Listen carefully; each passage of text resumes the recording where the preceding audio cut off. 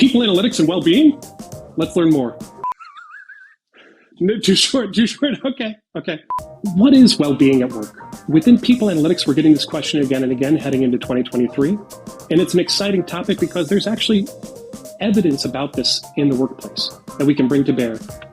We're going to talk to an expert today about this and how it can connect to people analytics teams. Matt, thanks for joining me today. Of course. Thank you for having me. I'm very excited to talk about well-being. Awesome. So for the listeners out there, Matt Davis is a long-term friend of mine, and I'm very excited for him to be on here to talk about this, as he and I have had a lot of conversations about well-being in the workplace, and I'm excited to share that with all of you too. So Matt, could you tell us a little bit about yourself? I'd love for the audience to know kind of who you are, where your journey is, and let's take it from there. Sure, where to start? I'm a PhD candidate in organizational behavior and theory at Carnegie Mellon in the Tepper School of Business. I'm actually coming up to what I think is the most exciting part of the program, which is the end. So I defend my dissertation March 31st, and after that, I will hopefully be a doctor. So that'll be an exciting time. Matt, I'm going to start out with a softball. What is well-being? Okay, so you know that's not a softball, but I can say that so that everybody knows. I think it really boils down to how you feel about yourself and your life, the extent to which, you feel happy, fulfilled, like you're, doing well and moving up, versus, feeling like you're sad and things aren't going well and you aren't satisfied with the conditions of your life. That's what I would say well-being really is. What are some theories you have around what's going on in the workplace today? Organizations are wondering why all of their efforts that they're putting into making their workspaces better, adding ping pong tables or having Friday pizza lunches, they're doing all these things and they're not seeing the kinds of payoffs that they would hope to, right? They think, we're doing these things for our employees. Why are they still leaving us? Why are they still saying on their survey that they don't feel a strong sense of well-being? And you also have studies coming out that people, especially since COVID-19, are feeling less and less a sense of well-being, less and less connected with people, less satisfied with their relationships at work. And so I think it's been top of mind for people for those reasons. Organizations really have to do things that are consistent and regular. It can't be sort of like, we're going to have a wellness week once a year. You're going to maybe see a boost. Maybe people do feel good because they did jumping jacks or at their desk or took a walk after lunch. But you're going to see those results peter out pretty quickly. And they're not going to be the types of formative things that employers want to see in terms of seeing well-being scores go up on average, seeing people happier to stay in their jobs, that kind of thing. Do you have any recommendations for teams that are posed with that question about how they could think about well-being or how they could think about measuring well-being so that doesn't come across as an overreach into the employee? I think that's an excellent question. As soon as I say psychological health factors, alarm bells should be going, right? This isn't something that we necessarily want people to feel compelled to respond about on a survey. What employers absolutely should be doing and should be worrying about is, what are we doing to either enable people to be their healthiest self psychologically, versus what might we be doing that's introducing some barriers in that department. Yeah, and just one final note is that, age-old, very influential theory within psychology is self-determination theory. People have these psychological needs to feel autonomous, in control of their lives. People want to feel competent, and people want to feel related to one another, that their relationships are strong and thriving. And these things are really strongly linked to a person's overall sense of well-being. And these are things that employers absolutely influence. How autonomous a person feels over their life, how much autonomy a person has at work, how competent a person feels. If you've got a manager that's constantly treating you poorly, might not feel like the most competent person. It might really hurt that psychological need. And so, I could even liken it to sort of OSHA and other forms of sort of, risk factors at work. Yeah. A live wire, a frayed cord is a risk factor at work. But so is, a nasty manager. That's a risk factor for people's health. I'd love to hear just your thoughts on well-being and engagement. Engagement is a monster of a construct. I've seen engagement defined in a million different ways. But to be honest, I don't think I've ever seen it defined by a scientist. And so the space where I see engagement get used is sort of this end summary factor of literally every other positive versus negative impression someone might have of their workplace. And so engagement itself really can't be budged because we say engagement, well, it's satisfaction, it's motivation, it's well-being in part. It's how many resources a person feels like they get from their manager. It's their satisfaction with pay. I mean, I could keep going with this list of all the things that get measured and then sort of lumped together to be engagement.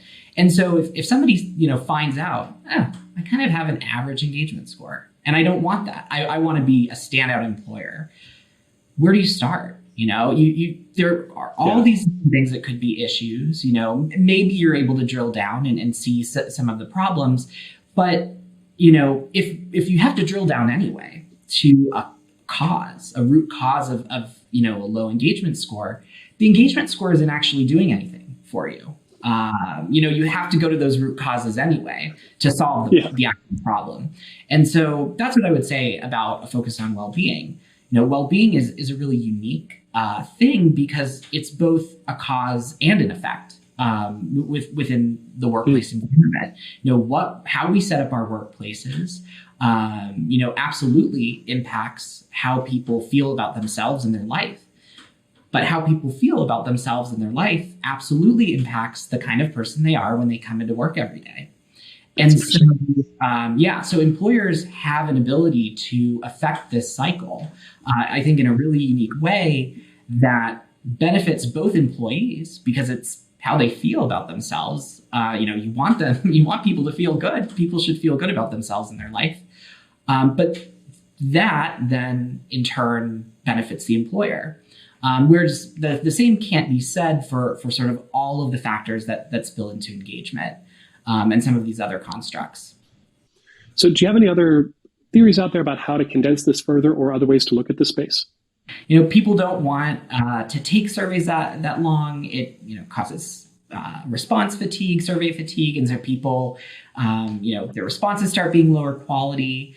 Employers don't want to agree to do that with their staff. They know it's going to annoy them. Employers, that's the last thing they want to do, right? And so I actually developed a 6-item measure that sort of combines the 3 different areas of well-being research currently. So the subjective well-being stuff, which is like life satisfaction, happiness, psychological well-being, which is like fulfillment and achievement.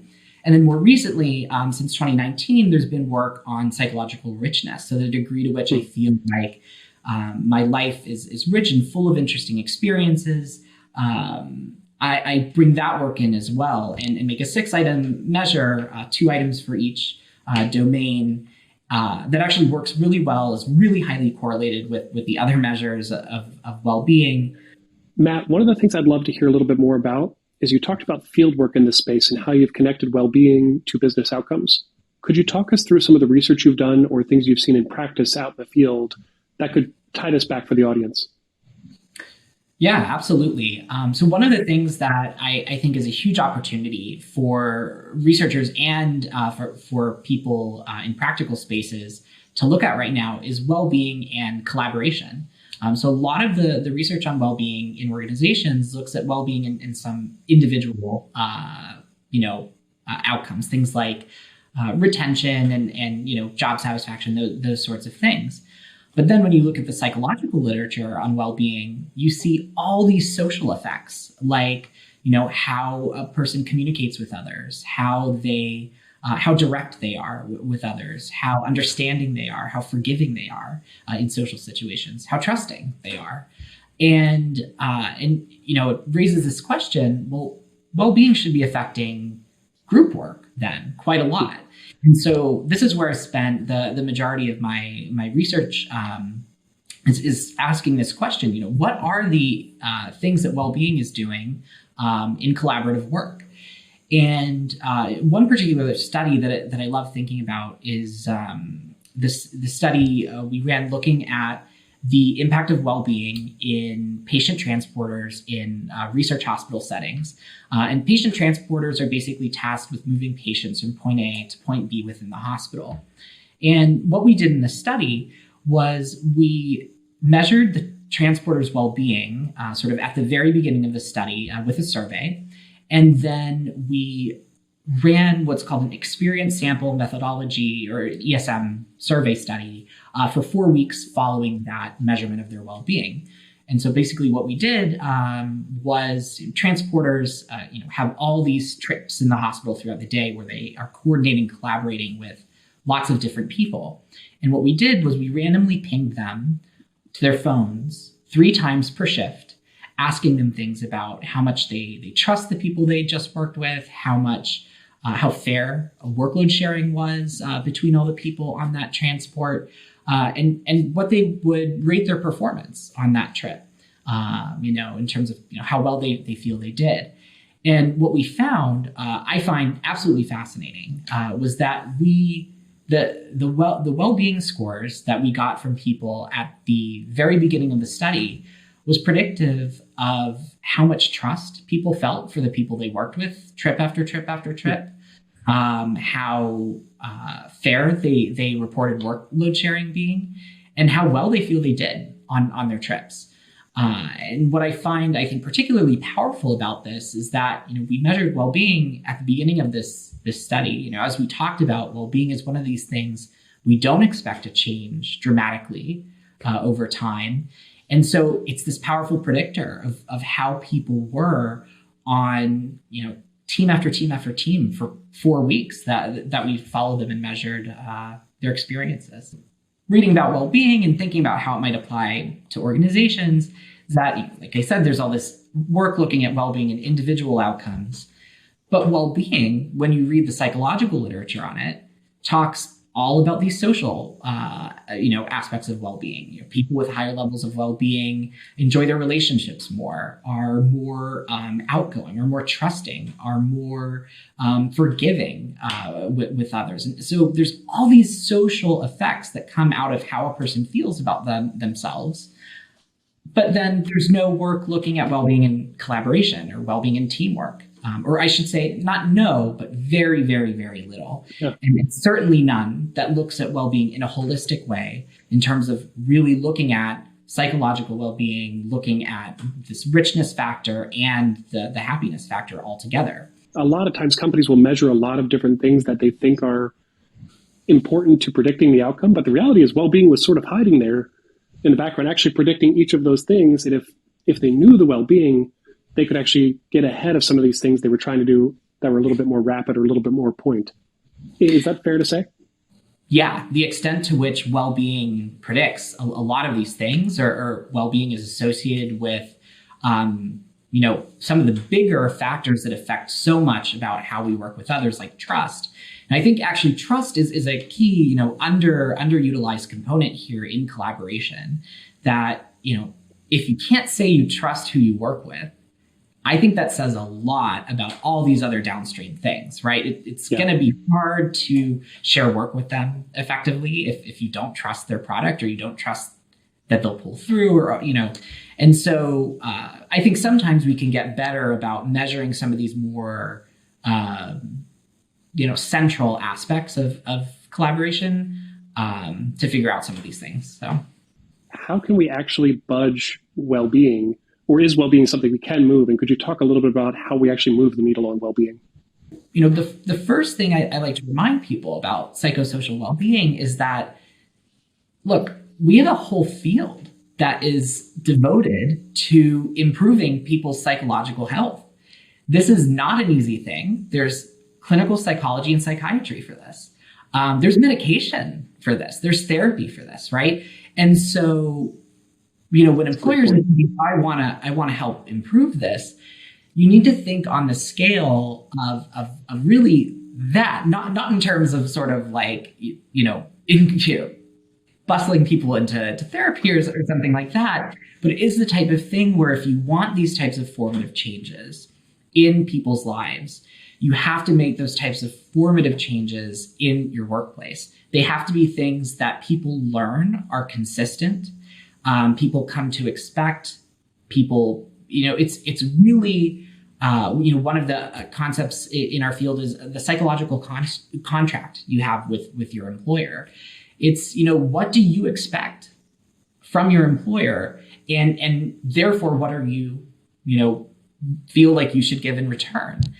And if you see these formative changes, with your employer, where they're really investing in your life holistically, not just a pizza party, but maybe the pay raise that you so desperately need, or maybe a more flexible, scheduling type of situation where you are able to get more of the, stressors out of your life handled throughout the day or something like that.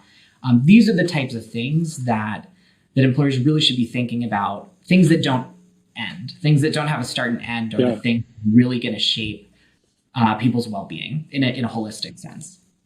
That makes a lot of sense. And maybe boiling that back for the HR teams that are out there listening, be very careful saying that you're going to improve well-being. If you're going to, it's a big effort, and make sure you're behind it.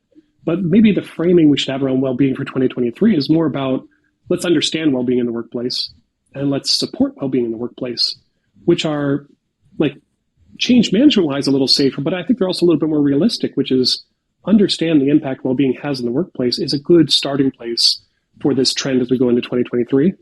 And it's something I'm going to be on the lookout for as we think about, like, can we holistically truly move it within the span of a year? That's going to take a bit of a different effort than a lot of these teams that are just maybe at the point where they could start to understand it. And that's going to have a big impact too, just understanding. Do you agree there, Matt? Absolutely. And actually one thing I want to kind of underscore with what you said is this word support rather than change or improve. What employers should seek to do is understanding that people are going to have this diversity of experience that affects their well-being outside of the workplace. You want your workplace to be the kind of place that does not add to the negative side of that equation. Because if you're on the positive side of that equation, of course, you are not only hopefully being a factor that helps to support and improve somebody's well-being, but also you're not one of the things that a person thinks of when they think, I really need to get in control of my life. I need to leave this job, right? So if you're one of the happy things in their life, if you're one of the things supporting their well-being, they're not going to get rid of that. They're going to put their effort there. They want that part of their life to thrive because it's helping them thrive. And so that's, I think, an important thing to think about in terms of the role an employer has and really what they can do in terms of being a factor in people's well-being. That's a great way to frame up some of these softer things that happen in HR. I think HR gets a lot of flack for doing some of the softer things in the workplace, but the reality is, like, creating that workplace that's a positive for somebody's life. I think you said it best there, that actually plays along into this idea of, like, how do I improve my life? Well, my job's good. Let me go look somewhere else. See what else I can do. You want to stay out of that target zone for life improvement, maybe. Right. But thank you, Matt, for digging in there. Matt, pulling us back a step, one of the things I'd like to ask you about is if a team says, hey, we'd like to do a survey, and the company comes back and says, nope, no surveys. If we look at the data that a team has access to across their HRIS, the different systems that are out there, is there data that you'd recommend teams look at and listen to try to understand wellness in the workplace? Yeah, that's a really good question. There are absolutely a lot of factors that you could look at that will probably tell you a little bit about, if not how people are feeling about their lives, at least how they're feeling about their workplace in sort of a holistic sense. And so, one of the things you might look at is absenteeism. Absenteeism is a big thing, where a person feeling like they just can't get out of bed, can't get out to work. This is often something we see with people who are low, have low levels of well-being, unfortunately. You might also look at other things like attrition. You could look at attrition data. You might even think about manager 360s. Is there a manager that people consistently report is really horrible to work with? And those people have had to work with that person for a long period of time. Their well-being is probably lower than it could be, right? And so you could triangulate a little bit from things like that. The other thing I would say in terms of well-being changes over time in your workforce is thinking about things like, where is your pay at today versus where it was a year ago, but also where is inflation at today versus where it was a year ago. And if you're not keeping up with inflation, then the experience your employees are having is that their lives are getting worse, harder, their finances are shrinking, they have less resources and probably more things that they need to do with those resources. And so you could probably guess that their well-being is not rising as a result of that, right? And so, while these things aren't as good as asking on the face of it, you can probably figure out a little bit about what's going on with your workforce from those types of figures. That's a really interesting take on inflation and well-being and how they might be connected. So, Matt, another question that's come my way before is, as we're looking at generations in the workplace, do you see a difference in well-being? Are there things about well-being in generations? Or just on the topic of generations? I would love to hear your thoughts on this. This is such a great question, such a hot topic, thing. I feel like we're always seeing like millennials this, Gen Z that. Like, how do we make our workspace Gen Z inviting? These kinds of things. And honestly, these generational divides, I'll say broadly speaking, there are very few things that have to do with the psychology of people that you can bucket. Very, very few things. Like the idea that some people are extroverts, some people are introverts. Not true. We're all on a continuum, and we're just either more or less extroverted. And so this idea that generations are dramatically different is a little shaky. It's much better to think about it in terms of like, what stage are people at in their lives, and what does that mean for what they want, for their needs, that sort of thing. And so, when thinking about life satisfaction, things like fulfillment and achievement are part of a person's well-being. I think, the same thing can be said about like, well, what about the fact that I really feel like millennials and Gen Z people want these dramatically different things than past generations have wanted out of their workspaces? And I'm like, well, it's also a very different world, right? So I don't know if it's that the people are different so much as it's the situation is entirely different. What people need to do with their days and their lives is really different. And so what they're going to need from their employer is probably going to be different too. That's super helpful. Matt, I want to thank you for coming on today. So just first off, just from me, from the audience, from the One Model team, a huge thank you. It's been an incredible discussion. I've learned a lot. I really enjoyed my time with you. And thank you for sharing everything you have. Of course, absolutely. Thank you for having me on. Is there somewhere people can go to learn more about you, your work, to connect with you? Yeah, absolutely. So people could actually visit my website. Also, you can email me. I'm happy to connect with people on LinkedIn. I'd just love to hear about what's going on in your organization, receive any questions you have, and hear how I can help. Thanks, Matt. Hey, everybody. Thank you for tuning in to the People Analytics Academy. Please follow us on onemodel.co/blog and reach out with any other questions. Or if you'd like to be part of the show here, please reach out to me, let me know, and I'd love to tell your story too.